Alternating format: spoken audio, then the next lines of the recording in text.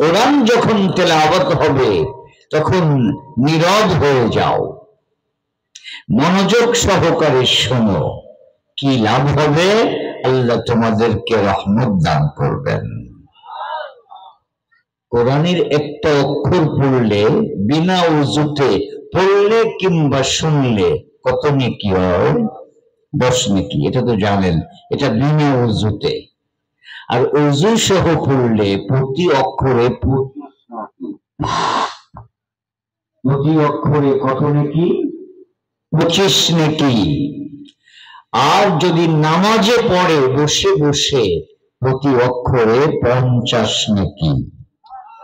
আর যদি নামাজে দাঁড়িয়ে পড়ে তাহলে প্রতি অক্ষরে কত নেকি? 100 নেকি। বলুন সুবহানাল্লাহ।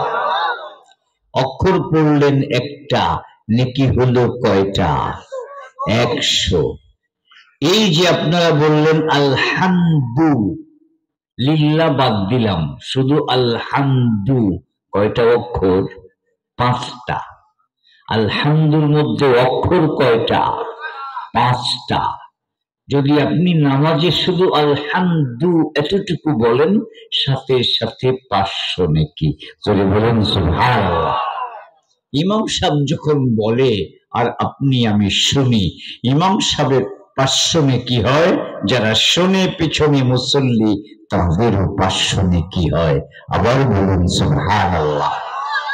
রমজান আসতেছে, রমজানে হাফিজ সাহেবরা কোরআন তেলাওয়াত করে সমস্ত কোরআন শেষ করে ফেলবেন নামাজে দাঁড়িয়ে দাঁড়িয়ে। তিনি পড়ে যেই পরিমাণ সওয়াব পাবেন, পিছনে যারা দাঁড়িয়ে দাঁড়িয়ে শুনবে তারাও সেই পরিমাণ সওয়াব পাবে। রমজানে সওয়াব কি পরিমাণ হবে? এই 100কে আবার 70 দিয়ে গুণ দেন, তাহলে কত হয়? 7000। কত হয়? অক্ষর পড়বেন একটা, নেকি হবে কয়টা? 7000। এই যে আলহামদু বললেন, এটি হয়ে যাবে 5 7 35,000 শুধু আলহামদুর সওয়াব। জোরে বলুন না সুবহানাল্লাহ। তাহলে রহমত কিভাবে পাবেন? আপনাদের সওয়াবের যে অ্যাকাউন্ট এখানে ভরে ফেলতে হবে। দুনিয়ার অর্থের যাদের উপার্জনের সুযোগ আছে, বলুন তো তারা কি কম কামায় না বেশি কামায়? কি পরিমাণ বেশি কামায়? একজন পিয়ন এতদিন শুনেছিলাম 400 কোটি টাকার মালিক, আজকে পেপারে দেখলাম 600 কোটি টাকার উপরে তার ব্যাংকে লেনদেন আছে। একজন পিয়ন সে যদি 600 কোটির মালিক হয়, খাবে কয় টাকা বলেন? তাহলে তার যে বস ছিল সে কত হাজার কোটি মেরেছে। এইভাবে এত টাকা তো মানুষের খেতে লাগে না, এরপরেও লোভ। তো দুনিয়া যেটা থাকবে না জানা আছে, যে কোনো সময় মৃত্যু এসে যাবে, যাই কিছু উপার্জন করি সব থেকে যাবে। এরপরেও মানুষ যখন 2 হাতে কামায়, আমরা যখন পরকালে চলে যাব তখন কি আর কোনোদিন মৃত্যু হবে? তখন আমাদের জীবন চলবে কতদিন? অসংখ্য, শুরু আছে শেষ নাই। তাহলে সেখানে কি পরিমাণ টাকার প্রয়োজন?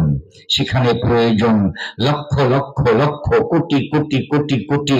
বলতে থাকেন 1 মাস পর্যন্ত যত দরকার এত আমাদের সেখানে টাকার প্রয়োজন। সেখানকার টাকার নাম হলো নেকি। সেখানকার টাকার নাম কি? নেকি। অতএব নেকি উপার্জনের কোন সুযোগকে হাতছাড়া করা যাবে না, পারবো তো ইনশাআল্লাহ। এই সকল মাহফিলে আসলে আরো একটা ফায়দা এবং শান্তি এই লাভ হয়, আমরা দুনিয়াতে কোথাও শান্তি পাই না। শান্তির মালিক কে বলুন?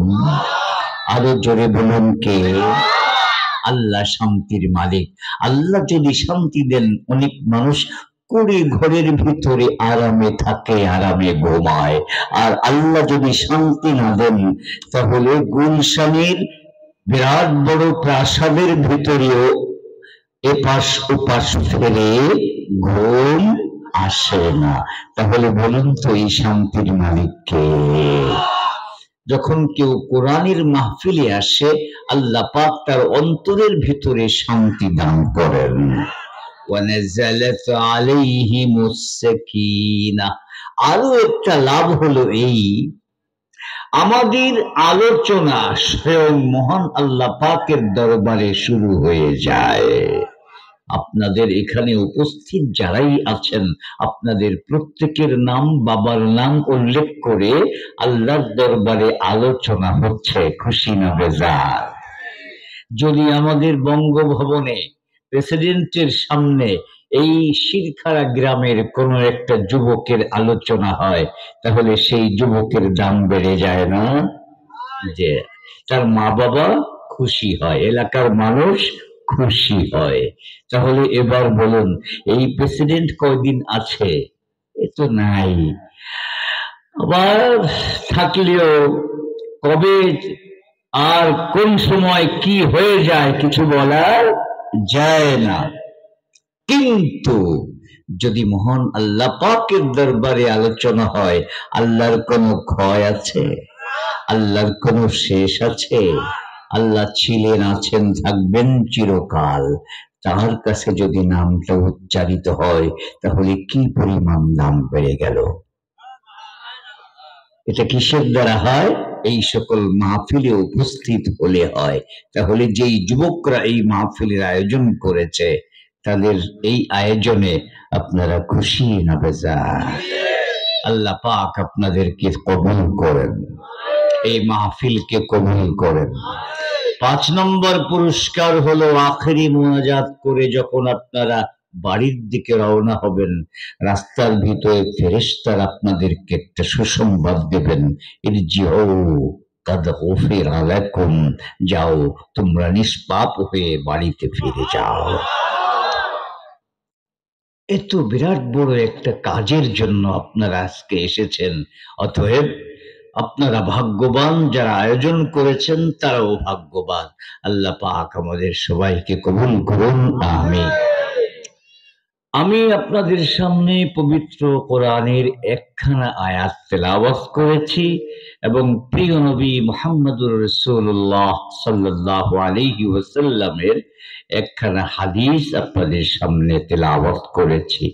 এর আলোকে আপনাদের আয়োজক যারা, তাদের আগ্রহ দেখলাম নবীর সম্বন্ধে একটু জানতে চায়। আপনারাও জানতে চান নাকি? নবীর ব্যাপারে জানতে চান? হ্যাঁ। আজকেই আমি মাদ্রাসায় আমাদের শিক্ষকদের মিটিং ছিল বাদ আসর, সেই মিটিং এর মধ্যে আলোচনা করেছিলাম আমাদের সামনে যে কোরআন রয়েছে এটা তো লিখিত কোরআন। এই কোরআনের আরেকটা রূপ আছে, সেটা হলো বাস্তব কোরআন। আরেকটা রূপ কি? বাস্তব কোরআন। সেই বাস্তব কোরআনকে প্রিয় নবী মুহাম্মদুর রাসূলুল্লাহ সাল্লাল্লাহু আলাইহি ওয়াসাল্লাম, কোরআনে আপনি যা যা লেখা দেখেন, যা যা নির্দেশ দেখেন, অনেক গুণাবলী দেখেন, এই গুণগুলো খুব উত্তম, এগুলো সব এখানে আছে। নির্দেশ যেগুলো এখানে আছে, এই সব কিছুর বাস্তবায়ন সবার আগে নবীর জীবনে ঘটেছে। বলেন সুবহানাল্লাহ। যেমন আপনাদেরকে কোরআনের ব্যাপারে আপনাদেরকে বলতে চাই, রাসূলুল্লাহ সাল্লাল্লাহু আলাইহি ওয়াসাল্লাম একদিন বলেছিলেন, শাইয়াবাতনি হুদ। সূরা হুদ কোরআন শরীফের একটা সূরার নাম। বলুন সূরার নাম কি? হুদ তিনি কে ছিলেন? وَإِلَى عَادٍ أَخَاهُمْ هُودًا, তিনি একজন নবী ছিলেন। হুদ আলাইহিস সালাম, তাকে পাঠানো হয়েছিল আদ জাতির প্রতি। জাতির নাম কি? আদ জাতি। তাদের নবীর নাম কি? হুদ আলাইহিস সালাম। এই হুদ আলাইহিস সালামের নামে কোরআন শরীফের একটি সূরা আছে। এই সূরার দিকে ইঙ্গিত করে নবী বলেন, যে এই সূরাটি আমাকে বুড়ো বানিয়ে দিয়েছে, এই সূরার কারণে আমি কি হয়ে গেছি, বুড়ো হয়ে গেছি, অর্থাৎ আমার চুল দাড়ি পেকে গেছে এই সূরা এবং এই জাতীয় আরো কিছু সূরার কারণে। সেই সূরায় কি ছিল, কোন আয়াতের দিকে লক্ষ্য করে নবী এই কথাটা বললেন, সেই আয়াতটা আপনাদেরকে আমি পড়ে শোনাচ্ছি। আমাদের প্রিয় নবী মুহাম্মদুর রাসূলুল্লাহ সাল্লাল্লাহু আলাইহি ওয়াসাল্লাম বলেন, فَلِذَلِكَ فَادْعُ وَاسْتَقِمْ كَمَا أُمِرْتَ وَلَا تَتَّبِعْ أَهْوَاءَهُمْ।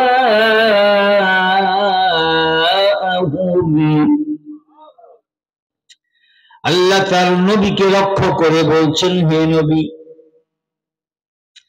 আপনার উপর আমি যেই সমস্ত হুকুম নাযিল করেছি, যেই বিধিবিধান আপনাকে আমি দান করেছি, আপনার দায়িত্ব হলো এই বিধিবিধান, আমার এই নির্দেশের উপর হুবহু অটল অবিচল থাকা, আমি যা বলেছি তাই করা, একটু ডানে যাওয়া যাবে না, একটু বামে যাওয়া যাবে না, হুবহু আমার নির্দেশ 100% পালন করতে হবে। ফাস্তাকিম, বড় সাংঘাতিক কথা এটা। এই কথা যদি আজকে কোন বাবা মা তার ছেলেকে বলে, ছেলে বলে দেবে আমি পারবো না, ঠিক না ঠিক? দেশের জনগণকে যদি সরকার বলে, জনগণ বলে দেবে সম্ভব না, কেউ কারো নির্দেশ এইভাবে পালন করতে পারে না। আপনার আমার নবী আল্লাহর নির্দেশ যেইভাবে পালন করেছেন, একটু ডানে যান নাই, একটু বামে যান নাই, আল্লাহ যা বলেছেন ঠিক তাই পালন করেছেন। শুধু তাই না, একেবারে জন্ম থেকে নিয়ে মৃত্যু পর্যন্ত, বিশেষ করে নবী হবার পর থেকে মৃত্যু পর্যন্ত এই যে 23 বছরের জীবন, এই 23 বছরের জীবনে নবী নিজের ইচ্ছায় একটা কথাও বলেন নাই, নিজের ইচ্ছায় একটা কাজও করেন নাই। যা বলেছেন আল্লাহর নির্দেশে বলেছেন, আর যত কাজ করেছেন আল্লাহর নির্দেশে করেছেন। সুবহানাল্লাহ। ফাস্তাকিম কামা উমিরতা ওয়ালা তাত্তাবি' আহওয়াআহুম। এই হুকুমের উপর আমল করা বড় কঠিন। আমাদের অবস্থা একটু পর্যালোচনা করি। আল্লাহ রাব্বুল আলামিন বলেছেন, তোমার উপর 5 ওয়াক্ত নামাজ ফরজ, টাইম মতো পড়তে হবে। ফজরের নামাজ ফজরের টাইমে, জোহরের নামাজ জোহরের টাইমে। যারা পুরুষ তাদের জন্য মসজিদে গিয়ে জামাতের সাথে, আর যারা মহিলা তাদের জন্য নিজের ঘরে আউয়াল ওয়াক্তে আজান হবার সাথে সাথে। এমন নয় সূর্য গড়িয়ে যায়, এখনো কাজ শেষ হয়নি, তাই গোসল করা হয়নি, তাই জোহরের নামাজও পড়া হয়নি। জোহর গেল, আসর গেল, মাগরিব গেল, ঈশার সময় গোসল করে একসাথে 4 নামাজ। এইরকম মুসল্লি আছে না নাই? আচ্ছা, কিন্তু আপনার আমার নবী মুহাম্মদুর রাসূলুল্লাহ সাল্লাল্লাহু আলাইহি ওয়াসাল্লাম খন্দকের যুদ্ধের কারণে, আপনারা জানেন 20-25 হাজার দুশমন সারা আরব থেকে একত্রিত হয়ে আমাদের নবীকে ধ্বংস করবার জন্য মদিনা ঘেরাও করেছিল। মুসলমান তখন মাত্র 3000, আর তারা চলে এসেছে প্রায় 30,000, 10 গুণ বেশি। এরপর কি হলো, প্রতি মুহূর্তেই তারা হামলা করে যাচ্ছে। একদিন তিনি নামাজ পড়তে পারেন নাই টাইম মতো, সঙ্গে সঙ্গে দয়ার নবী মুহাম্মদুর রাসূলুল্লাহ সাল্লাল্লাহু আলাইহি ওয়াসাল্লাম সকলের জন্য রহমত ছিলেন। কিন্তু এই যে নামাজ পড়তে পারলেন না কাফেরদের কারণে, যুদ্ধে লিপ্ত থাকার কারণে, এজন্য তিনি তাদেরকে লানত দিয়েছিলেন, বলেছিলেন লানাল্লাহুল মুশরিকিন মানাউনা আনিস সালাত। আল্লাহ পাক এই কাফেরদেরকে অভিশাপ দিয়ে ধ্বংস করে দিন, কারণ তারা আমাদেরকে সময় মতো নামাজ পড়তে দেয় নাই। তাহলে যুদ্ধের কারণে একদিন সময় মতো নামাজ পড়তে পারেন নাই, তাই তিনি কাফেরদেরকে বদদোয়া করেছিলেন। এবার বলুন, আপনি আর আমি বাড়িতেই আছি, আমাদের নামাজ কাজা হয় না, হয় না? নবী করিম সাল্লাল্লাহু আলাইহি ওয়াসাল্লাম আল্লাহর আদেশের বাইরে চলা যায় এটা তিনি কল্পনাও করতেন না। আল্লাহু আকবার। আর আমরা আল্লাহর আদেশ মতো চলা যায় এটাই কল্পনা করতে রাজি না, একদম উল্টা। ঠিক না ঠিক? যেমন আপনাদেরকে উদাহরণ দেই, আমাদের বাংলাদেশে যারা নাস্তিক মার্কা কিছু লোক আছে না নাই, তারা কি বলে? তারা বলে বর্তমান যুগে কোরআন মানা যায় না। বলুন নাউজুবিল্লাহ। এত আস্তে কেন? জোরে জোরে। কোরআন মানা যায় না? যায় না? যায়। কিয়ামত পর্যন্ত কোরআন মানার জন্য এসেছে, ঠিক না ঠিক? তাদের যুক্তি কি? যে এটা 1400 বছর আগের, এই পুরনো জিনিস কি এখন আর মানা যায়? তাদেরকে পাল্টা প্রশ্ন করি, এই যে সূর্যটা, এটা কোরআনের আগের না কোরআন আসার পরে? আগের না? আরে কোরআনের বয়স দুনিয়াতে হয়েছে মাত্র 1450 বছর, আর সূর্যের বয়স কত ওই দুনিয়াতে? লাখ লাখ বছর। কত বছর? আজ পর্যন্ত শুনছেন কোন নাস্তিক বলছে না এই সূর্য বর্তমান যুগে চলতে পারে না? বলছে? ওটা বলে না, এটা বলে কেন? ওটা বলে না, এটা বলে কেন? এদের বুঝ নাই, এদের জ্ঞান নাই, এরা বোঝে না, এই জন্য বলে। কিন্তু যখন বোঝে তখন আমেরিকার বিজ্ঞানীও মুসলমান হয়ে যায়। বলেন সুবহানাল্লাহ। এরকম অনেকগুলো গল্প আছে।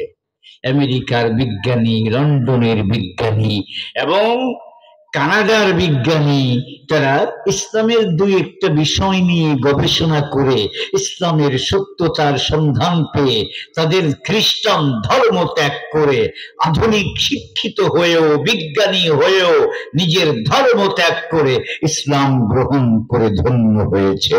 এই রকম ইউরোপে প্রতিদিন হাজার হাজার খ্রিস্টান মুসলমান হচ্ছে। বলুন সুবহানাল্লাহ।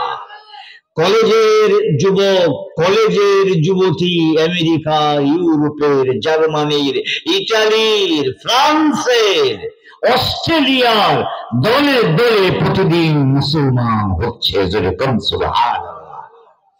আমেরিকার এক যুবকের সামান্য একটু চরিত্রের পরাকাষ্ঠা প্রদর্শন করার কারণে, তার মানে কোরআনের একটা নির্দেশ পালন করার কারণে একজন মেয়ে, যুবতী মেয়ে আকৃষ্ট হয়ে ইসলাম ধর্ম গ্রহণ করেছে। যেরকম সুবহানাল্লাহ। বলবো সেই কাহিনীটা? আমেরিকার একটি শপিং সেন্টার, অনেক বড় বিল্ডিং, উপরে অফিস, সেখানে লিফট, লিফটে চড়ে বসেছে একজন কালো মানুষ। কালো মানুষ বোঝেন না? আবিসিনিয়া, হাবশা, হাবশি একজন কালো মানুষ, কিন্তু তিনি মুসলিম যুবক এবং তিনি আমলওয়ালা যুবক।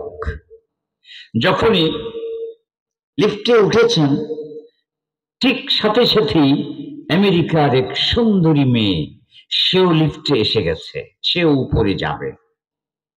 এখন এখানে সেই দেশে যা হয় তার ভিত্তিতে দুইটা অপশন। এক হলো সেখানে সব ফ্রি মিক্সিং, হাসি খুশি কথাবার্তা বলতে থাকবে, প্রেম নিবেদন করতে থাকবে আর যেতে থাকবে। এই হলো একটা অপশন। আর একটা অপশন হলো ইসলামের অপশন। সেটা কি?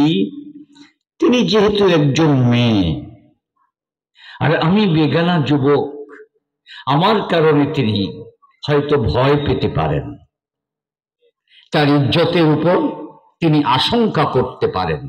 তাই তাকে আশঙ্কা মুক্ত অবস্থায় নিরাপদে চলে যাওয়ার পরিবেশ তৈরি করে দেবার জন্য আমি যদি নেমে যাই, তাকে একা একা যেতে দেই, তাহলে এটা ইসলামের শিক্ষার সাথে মিলে যায়। এই জন্য যুবক ইসলামী শিক্ষার উপর আমল করতে গিয়ে নেমে গেল, যুবতীকে একাকী যাওয়ার সুযোগ করে দিল, তার দিকে একবারও তাকাইল না। বলুন, এটা কি উত্তম চরিত্রের পরিচয় দিয়েছে না? এইরকম যুবক যদি থাকে সমাজে, তাহলে কোন মেয়ের কোন ইজ্জতের সমস্যা হবে? কারো ইজ্জত কোনদিন নষ্ট হবে? যদিও সেই মেয়েটা খ্রিস্টান, কোন পর্দা করে না, কিন্তু উত্তম চরিত্রের মর্যাদা সবার কাছেই আছে, আছে না? মেয়েটা চিন্তা করলো, এই যুবক তো সুযোগ নিতে পারত, লিফটে আমি আর সে ছাড়া কেউ নাই, সে সুযোগ নিয়ে দূরে থাক, আমার দিকে একবার তাকাইল না, আবার আমার প্রতি সম্মান প্রদর্শন করে আমাকে নিরাপদে যাওয়ার সুযোগ করে দেবার জন্য সে নেমে গেল, আগে উঠে ও নেমে গেল, আমাকে এই যে সুযোগটা করে দিল। এতে তো দেখা যায় যুবকের চরিত্রটা খুব ভালো। এই যুবকের চরিত্র যখন এত ভালো, নিশ্চয়ই তার ধর্মটাও ভালো। আল্লাহু আকবার। তার ধর্মটাও কি হবে? ভালো হবে। মেয়েটা গেছে তার অফিসে, কিন্তু কাজে মন বসছে না। তার মনে বারবার শুধু ভেসে উঠছে আমেরিকার এই নগ্ন এবং এখানকার ফ্রি মিক্সিং এর এই সমাজে এত ভালো চরিত্রবান যুবক আছে, কিভাবে এলো? নিশ্চয়ই সে অন্য ধর্মের, নিশ্চয়ই তার চরিত্র যখন ভালো, তার ধর্মটাও ভালো। আমার তাকে খুঁজে বের করতে হবে, কি তার ধর্ম আমাকে জানতে হবে, এবং ওই ধর্ম আমি গ্রহণ করব। অতএব আজকে কাজ থাক, যুবক কই, তাকে খুঁজে বের করো। অনেক চেষ্টা করে যুবককে পেয়ে গেল, পেয়ে বলল, আজকে আপনি যা করেছেন আমি অত্যন্ত মুগ্ধ হয়েছি এবং এটাও বিশ্বাস করেছি আপনি অত্যন্ত চরিত্রবান। তাহলে এর দ্বারা এটাও আমি বিশ্বাস করেছি আপনার চরিত্র যেমন ভালো, আপনার ধর্মটাও ভালো। দয়া করে বলবেন আপনার ধর্ম কি? যুবক বললেন, আমার ধর্ম ইসলাম। তিনি বললেন, তাহলে আর দেরি কেন, আমাকেও মুসলমান বানিয়ে দিন। আল্লাহু আকবার। ও যুবক, ইসলাম প্রচার কিভাবে হয়? ইসলামের চরিত্র যদি মুসলমানদের ভিতরে থাকে, এটাই দাওয়াত, নীরব দাওয়াত। এই দাওয়াতের মাধ্যমে অমুসলিমরা দলে দলে মুসলমান হয়, ঠিক না বেঠিক? কিন্তু আজকে ইসলাম অন্য ধর্মের মানুষেরা গ্রহণ যে করছে না, এর জন্য আমরা দায়ী। কারণ আমরা মুসলমান জন্মগতভাবে, কাজে কর্মে ইসলামের সাথে আমাদের কোনো সম্পর্ক নেই। আমরা আছি মুসলমান নামে, আর ইসলাম আছে কিতাবে। জীবনের সাথে ইসলামের সম্পর্ক মুসলমানের মধ্যে যদি আবার এসে যায়, তাহলে আপনি যেখানে যাবেন আপনাকে যেই দেখবে সে আপনার আদর্শে আকৃষ্ট হয়ে আপনার আদর্শ এবং ইসলাম গ্রহণ করবে, ঠিক না বেঠিক? দেখুন হযরতে সাহাবায়ে কেরাম রাদিয়াল্লাহু আনহুম আজমাইন, তারা তো ছিলেন মক্কার সামান্য কিছু মানুষ, তারা আরবের মানুষ। এই মানুষগুলো চীন পর্যন্ত আমরা মুসলমান হয়ে গেলাম, ভারত মুসলমান হয়ে গেল, বাংলাদেশ মুসলমান হয়ে গেল। কিভাবে? কিভাবে? যুদ্ধের মাধ্যমে? কিভাবে? তলোয়ারের মাধ্যমে না। আরবের মানুষেরা বিদায় হজে আপনার আমার নবী মুহাম্মদুর রাসূলুল্লাহ সাল্লাল্লাহু আলাইহি ওয়াসাল্লাম তিনি বলেছিলেন, ফালইউবাল্লিগিশ শাহিদুল গায়ব, তারাকতু ফীকুম আমরাইন লান তাদিল্লু মা তামাসসাকতুম বিহিমা, কিতাবাল্লাহ ওয়া সুন্নাত রাসূলি। আমি চলে যাব, তবে দুটি জিনিস তোমাদের কাছে রেখে যাব, একটি হলো কোরআন আর একটি হলো আমার সুন্নাত। এখানে যারা উপস্থিত আছো, পৃথিবীর যে সকল মানুষরা আজকে এখানে উপস্থিত নাই, তোমরা আমার এই বাণী তাদের সকলের কাছে পৌঁছিয়ে দেবে। ইতিহাস খুঁজে দেখো হে আমার যুবক ভাইরা, যার যেদিকে মুখ ছিল বিদায় হজের পর সেদিকে তারা বেরিয়ে পড়লেন। সাহাবায়ে কেরাম ছিলেন ১৬ লক্ষ। এই ১৬ লক্ষের মধ্যে মাত্র ১০,০০০-এর কবর পাওয়া যায় আরব দেশে। কতজনের? ১০,০০০-এর কবর পাওয়া যায় আরব দেশে। আর নবীর এই কথার উপর আমল করবার জন্য বাকি লাখের উপর সাহাবা সারা পৃথিবীর আনাচে কানাচে ছড়িয়ে পড়েছে। তারা এই ইসলাম মানুষের কাছে পৌঁছিয়ে দিয়েছে।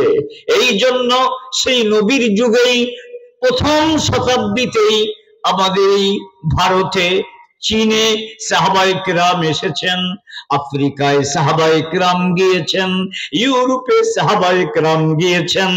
সব জায়গায় সাহাবায়ে কেরামের মাধ্যমে ইসলাম পৌঁছে গেছে। সুবহানাল্লাহ।